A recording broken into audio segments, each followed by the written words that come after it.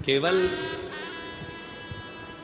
गांव में रहना ही मूल नहीं है, गांव के प्रति अपना समर्पण रखना भी मूल है। केवल दूधनाल में रहना, उमरगा में रहना, धाराशिव जिला में रहना वो नहीं, अपना समर्पण भी होना चाहिए। कितना सुंदर कहा है।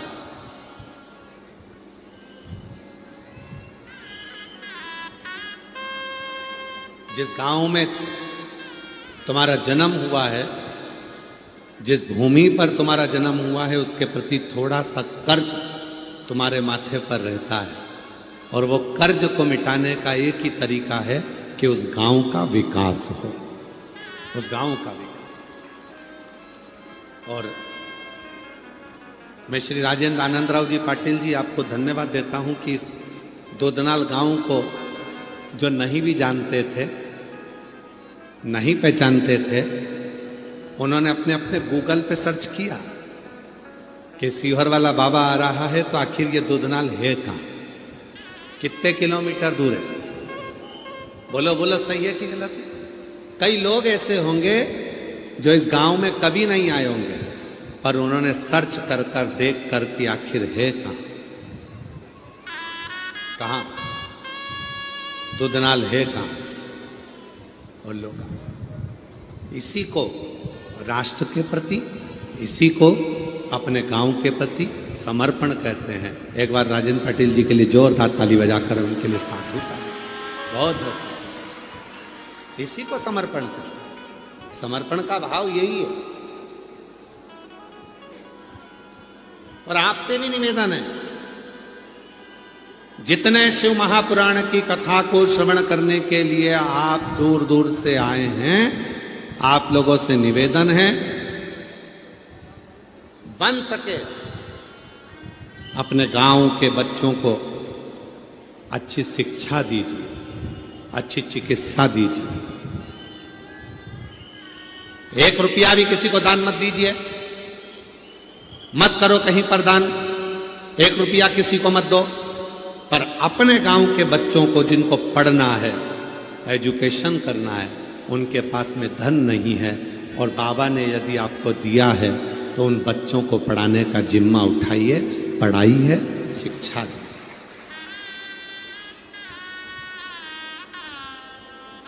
अच्छी शिक्षा दो, अच्छी चिकित्सा दो।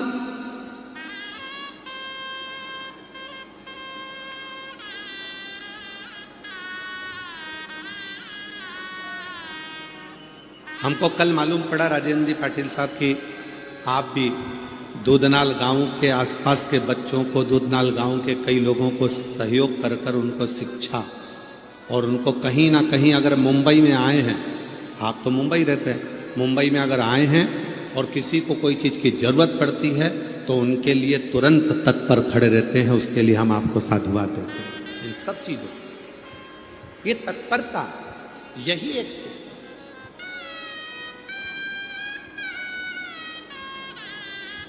इसी को श्रेष्ठता का।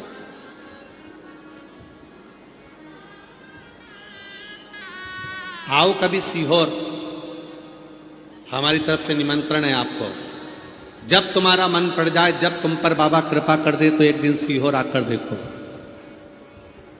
आप लोग जो झोली में थोड़ा सा दान देते हो या कोई काउंटर पे सहयोग देते हो, आकर देखो तुम्हारा दिया गया वो 1 रुपया सही जगह लग रहा है कि नहीं लग रहा। स्वयं को आना चाहिए, देखना चाहिए। गाय, बेटी और लक्ष्मी, ये 3 देने से पहले सोचना चाहिए। गौ माता को देने से पहले सोचो, लक्ष्मी को देने से पहले सोचो, और बेटी को देने से पहले सोचो। गाय,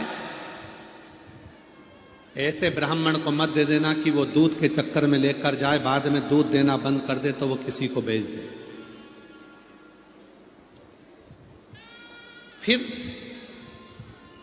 वो बिकते बिकते गाय एक दिन कसाई के हाथ में पहुंच जाती है, और कसाई उस गाय को काटता है, तो गाय बेचने वाले को बद्दुआ नहीं देती, जिसने गौदान करा होता है बद्दुआ उसको लगता है। इसलिए गाय ऐसे को मत देना जो गौ माता का सम्मान न कर सका। गाय देने से पहले कई लोग कहते हैं हमारे दादाजी चले गए, उनके निमित्त गाय देना है, कन्यादान में गाय देना है, इसमें गाय देना है। गौदान करो, मना नहीं है, पर गौदान उसको करो जो उस गौ माता का सम्मान करे, उस गाय की रक्षा करे।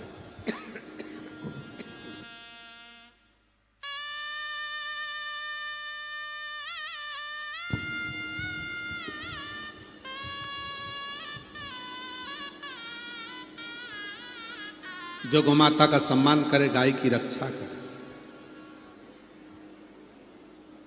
लक्ष्मी दो, पैसा दो, पर ऐसे भिखारी के कटोरे में, ऐसे भिक्षुक के कटोरे में पैसा मत देना कि तुम्हारे पैसे को ले जाकर शाम को मदिरा में लगा दे, जुए में लगा दे, मांसाहार में लगा दे, वैश्यावृत्ति में लगा दे।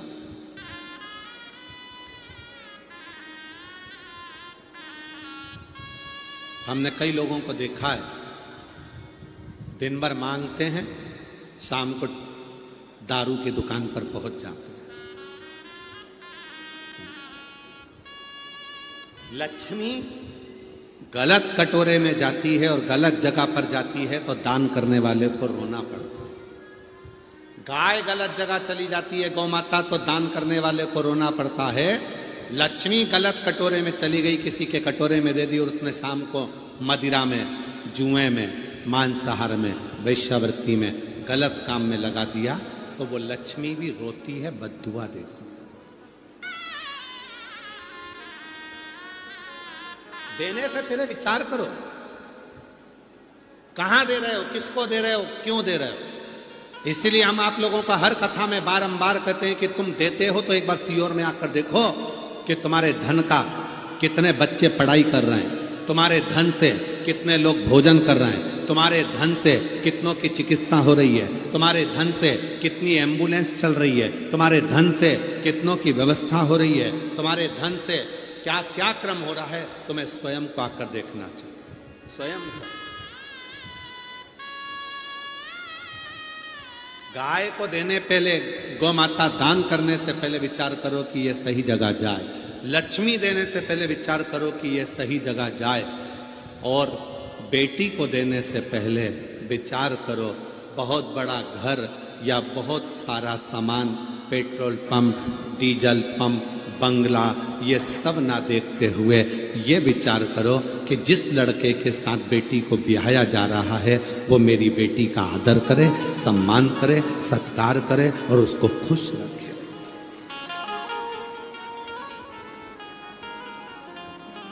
बेटी को दुख होता है तो माँ बाप को रोना पड़ता है, गौदान करने वाले को रोना पड़ता है अगर गाय सही जगह पर सेवा नहीं हो तो, लक्ष्मी दान करने वाले को रोना पड़ता है अगर लक्ष्मी सही जगह ना पहुंचे तो, और बेटी का दान करने वाले को, कन्या दान करने वाले को भी रोना पड़ता है अगर बेटी सही जगह ना पहुंचे। देने से पहले विचार करिए, देने से पहले विचार करो कि सही जगह जा रही है कि नहीं जा रही। फिर निवेदन है मेरी जीजियों, करवद्ध निवेदन करूं आपसे, बड़ा बंगला मत देखना, बड़ी गाड़ी मत देखना। अगर बेटी को देना है तो बड़ा दिल देखना जिसमें तुम्हारी बेटी अच्छे से रह सके,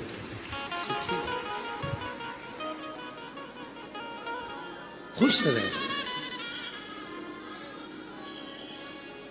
अब बंगला तो बड़ा देख लिया, गाड़ी बड़ी देख ली, पेट्रोल पंप देख लिया, जमीन देख ली, और मालूम पड़े जिससे शादी करी थी वो लड़का रात को 1-1, 2-2 बजे नशे में धुत होकर घर में आ रहा है, तो फिर वो मतलब क्या मतलब? क्या करेगी बेटी उस धन का, क्या करेगी बेटी उस संपदा का? जब भी बेटी अगर कुछ बोलना चाहती है तो लड़का चिल्ला कर बात करता है, गुस्से में बात करता है, चिढ़ कर बात करता है। क्या करेगी उस धन का? क्या चाहती है बेटी? मेरे पापा ने मुझे प्रेम किया, मेरी आई ने मुझे प्रेम किया, बस कुछ मत दो, कम से कम प्रेम से दो शब्द तो बोल लो। पर जब जब बात करती हूं तब तब चिढ़कर बोलते हो, तो बेटी का भी दिल का छोड़ हृदय। ये जितनी मेरी जीजियां बैठी हैं, जितने मेरे जीजा बैठे हैं, जितनी मेरी बेटियां बैठी हैं, बेटा बैठे हैं, जितनी मेरी माताएं बुजुर्ग माँ बाप जितने बैठे हैं, हम सब से निवेदन करते हैं, आदर के शब्द अपनी वाणी में लेकर। आज के जमाने में शुगर की बीमारी बहुत ज्यादा फैल रही है। हर व्यक्ति को शुगर की बीमारी है। कोई की शुगर ऊपर जा रही है, कोई की शुगर नीचे जा रही है। ये शुगर की बीमारी आने का कारण केवल इतना सा है, पहले के लोगों को शुगर की बीमारी नहीं होती थी। तिरुपति जाते थे, लड्डू खाते थे शक्कर का, इतना बड़ा बड़ा लड्डू 2-2 4-4 खा जाते थे तो शुगर की बीमारी नहीं होती थी।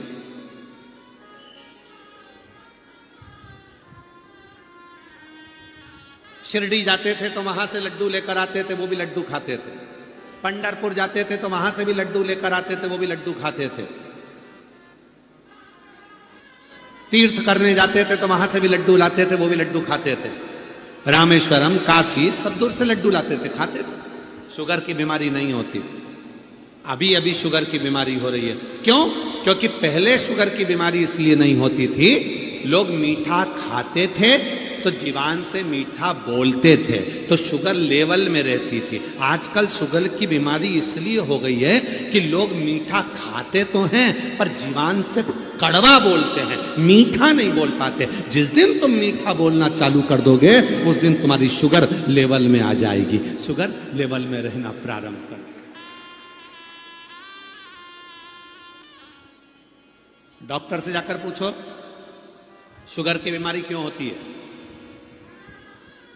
निवेदन है, सीहोर वाले महाराज के कहने पर एक बार डॉक्टर साहब से पूछना कि शुगर की बीमारी क्यों होती है।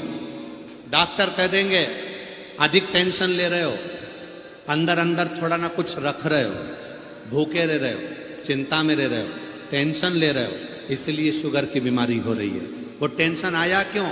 क्योंकि तुम जीवान से मीठा नहीं बोल पाए, अंदर ही अंदर भीतर की भीतर कुड़ते रहे, अंदर की अंदर जलते रहे, अपने आप में तुम अहंकार में फूले रहे, भीतर की भीतर कुड़ते रहे, इसलिए वो बीमारी तुम्हें लग गई। अगर यही शुगर तुम निकाल देते, अगर तुमको थोड़ा भी तकलीफ थी, प्रेम से आपस में बैठकर अपनी पत्नी से, बच्चों से, परिवार से बात करते, खूब हंसी मजाक करते, स्नेह से बोलते, तो वो शुगर तुम्हारी जीवान से निकलती, तो शुगर का लेवल बराबर हो जाता और तुम्हें टेंशन नहीं होता। टेंशन नहीं होता तो बीमारी नहीं। ये बीमारी लगी क्यों है तुम्हारे? और बाद में दोष किसको दे रहे हो? हे भगवान तूने क्या कर दिया, मुझे शुगर की बीमारी दे दी। भगवान मन में सोचा खुद मीठा बोल नहीं रहा और मिर्च बोल रहा शुगर की।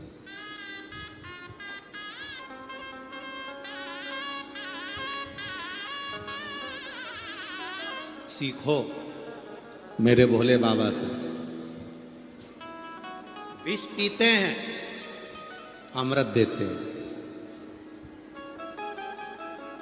सीखो मेरे भोले बाबा से कि विष पीने के बाद भी प्रेम से कैसे बोल लेते।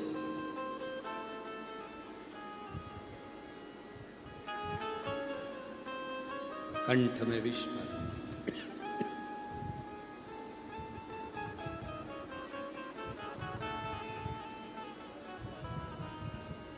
और कंठ में विष भरा होने के बाद भी प्रेम से कैसे बोलते।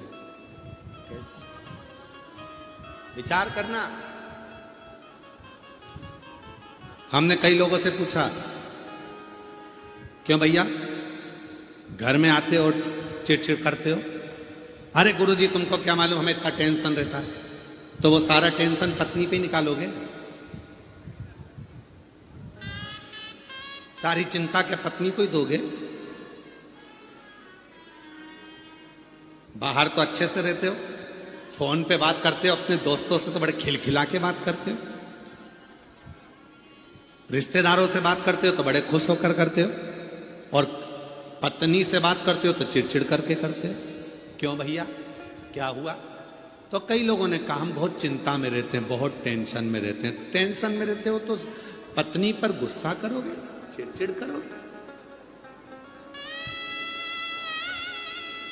चिंता, टेंशन चिड़चिड़ करने से समाप्त नहीं होगा। तुमसे ज्यादा टेंशन, तुमसे ज्यादा चिंता तो मेरे देव अधिदेव महादेव को थी। विष पिया, कंठ में भर लिया विष को, पत्नी उस विष को संभाल रही है तो पत्नी नीली पड़ गई।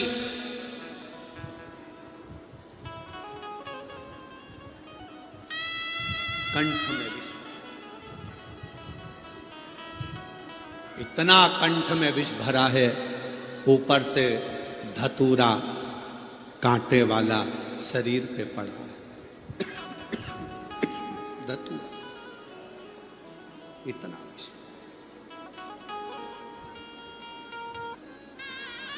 शांत, एकदम शांत, कोई आडंबर नहीं, कोई क्लेश नहीं। एक बार नंदी ने पूछ लिया था भोलेनाथ जी से, तुम्हारे कंठ में विष भरा है, तकलीफ हो रही होगी, फिर भी इतने प्रेम से तुम सबसे कैसे मिल लेते हो? शिव कहते हैं अपने दर्द को, अपने दुख को किसी को कह भी दूंगा तो वो मेरा दुख थोड़ी ना आधा कर देगा। पत्नी पर आकर तुम चिड़चिड़ कर भी दोगे, घर पर अपनी धर्म पत्नी से तुम गुस्से में आकर बोल भी लोगे तो क्या तुम्हारा टेंशन आधा हो जाएगा? जम के बोलो रे भाई, हो जाएगा क्या? नहीं हो सकता। जब पत्नी को बोलने पर भी तुम्हारा टेंशन आधा नहीं हो सकता, भाई को बोलने पर भी तुम्हारा टेंशन आधा नहीं हो सकता, रिश्तेदारों को बोलने पर भी तुम्हारा टेंशन आधा नहीं हो सकता, तो तुम अपने टेंशन को जगत में क्यों कहो? कितना सुंदर कहा है। हो सके तो अपने अड़ोसी पड़ोसी को भी बोलना ये वाली बात। कौन सी? सोना घर से जाए, आभूषण घर से जाए, चलेगा। कपड़े घर से जाएं, चलेगा। बर्तन घर से जाएं, चलेगा, पर घर की बात घर से जाए ये कभी नहीं चलेगा।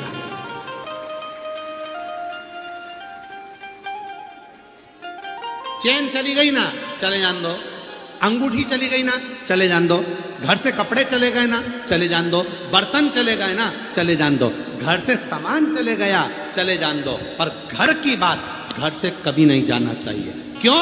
जब घर की बात बाहर चली जाती है तो फिर ये सारा घाटा तो अपनी जगह है। जब घर की बात घर से चली जाएगी, अंदर की बात बाहर चली जाएगी, तो वो घाटा लगेगा जो जिंदगी में कभी सह नहीं पाओगे। इसलिए धन गया जान दो, आभूषण गए जान दो, कपड़े गए जान दो, बर्तन गए जान दो, हाथ की घड़ी चली गई घर से, कोई बात नहीं, पर घर की बात घर से निकल कर नहीं जाना चाहिए। घर की बात घर में रहना चाहिए। चिड़चिड़ करो, पर याद रखना, तुम्हारे चिड़चिड़ करने से, तुम्हारे टेंशन बोलने से, देने से क्या तुम्हारा टेंशन आधा हो जाएगा? नहीं होगा। तुम्हारा डिप्रेशन आधा हो जाएगा? नहीं होगा। तुम दूसरे को टेंशन देकर करना क्या चाहते हो? इसलिए एक काम करो, बाहर शंकर जी जैसे हो जाओ। कंठ में विष है पर मस्तक पर गंगा है, इसलिए मुस्कुरा कर चलते हैं। मेरे ओ घरदानी, कितना भी टेंशन हो, घर में आओ तो सिर पे गंगा लेकर आओ, भेजा ठंडा कर कर आओ, इतने मस्त होकर आओ कि कितना भी गुस्सा, कितना भी चिड़चिड़, कितना भी क्लेश, घर में आते से तुरंत आवाज लगाकर अपनी पत्नी को, क्यों आज तूने दाल बनाई क्या? वही जो पहले बनाई थी, बहुत शानदार बनी थी, वैसी बना ना तू। बच्चों के साथ, इधर आओ रे, आओ मेरी गोदी में बैठो, इधर आओ, बच्चों के साथ गेम खेलो, थोड़ा एंजॉय करो, हंसी मजाक करो। मालूम पड़े दुकान से आए, ऑफिस से आए और मुसद्दी लाल जैसे बैठ गए। पत्नी चाय लेकर आई तो चिल्ला के, ठंडी लेके आ गई, चिड़चिड़ कर रहे हो। जरा सा कुछ बोल दिया चिड़चिड़ कर रहा। बच्चा खेल रहा था उसमें चिड़चिड़ कर रहा। माँ ने कुछ बोल दिया चिड़चिड़ कर रहा। पापा ने कुछ बोल दिया चिड़चिड़ कर रहा। अरे भाई घर में आया है ना, बाहर था ना, घर में आए हो ना, चेहरे पर स्माइल रखना। सारी समस्या का हल एक लोटा जल है। उसी तरह घर की सबसे बड़ी समस्या क्रोध का हल भी तुम्हारे चेहरे की मुस्कुराहट है। तुम मुस्कुराहट दोगे तो मुस्कुराहट